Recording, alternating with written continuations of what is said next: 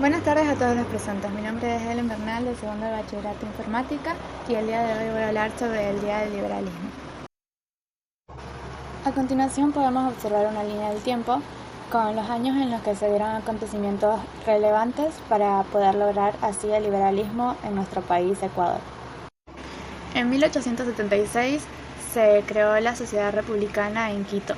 En 1883 se creó la Sociedad Liberal Republicana. En 1889 se creó la Sociedad Liberal Democrática en Guayaquil y el 30 de agosto de 1890 se instaló el primer Congreso Liberal Nacional. En 1895 empieza el funcionamiento de la Sociedad Liberal Nacional.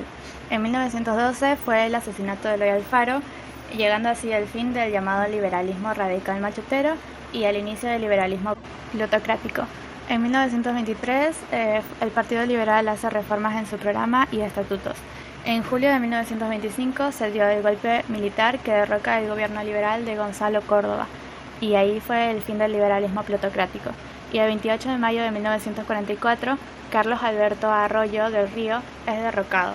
Arroyo fue el último presidente afiliado al Partido Liberal.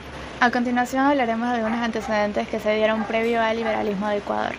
Antes de que los liberales de Eloy Alfaro llegaran al poder, Ecuador ya había tenido gobiernos de esa ideología.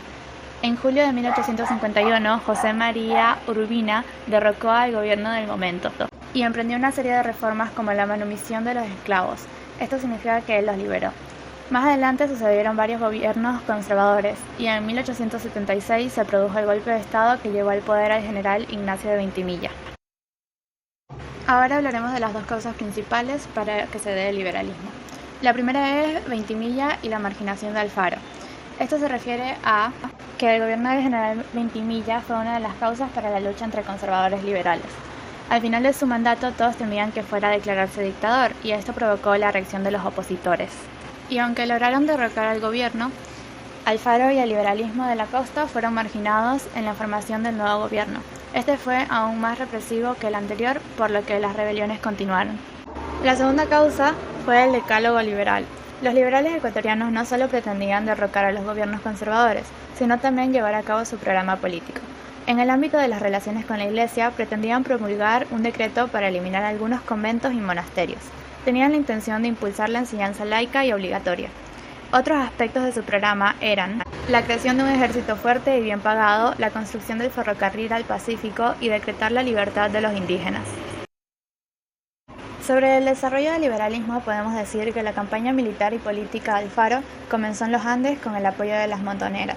La base de sus seguidores fueron los pequeños y medianos propietarios, los campesinos, los jornaleros y las capas bajas urbanas.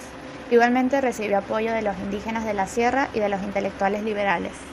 Por último hablaremos de las consecuencias del liberalismo. La primera son los gobiernos liberales. Eloy Alfaro asumió la presidencia del país tras el triunfo de la revolución. Su primer mandato se desarrolló entre 1895 y 1901, siendo sustituido ese año por Leonidas Plaza, su principal rival político. El sustituto de Plaza fue Lizardo García, aunque solo estuvo en el poder durante un año, entre 1905 y 1906. Un golpe de Estado devolvió la presidencia a Alfaro, quien la mantuvo hasta 1911. Como segunda consecuencia tenemos la primera Asamblea Constituyente. Una de las primeras medidas de Eloy Alfaro como jefe supremo de la República fue convocar una Asamblea Constituyente.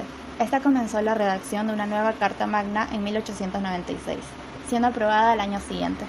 Como tercera consecuencia tenemos las medidas más importantes que fueron tomadas. Los gobiernos liberales surgidos tras la Revolución emprendieron una serie de reformas estructurales en Ecuador.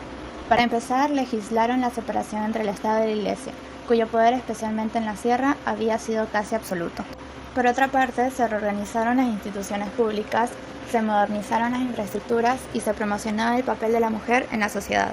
También es importante recalcar que el alfarismo trató de favorecer el crecimiento empresarial. Para ello, emitió leyes que protegían a la industria nacional.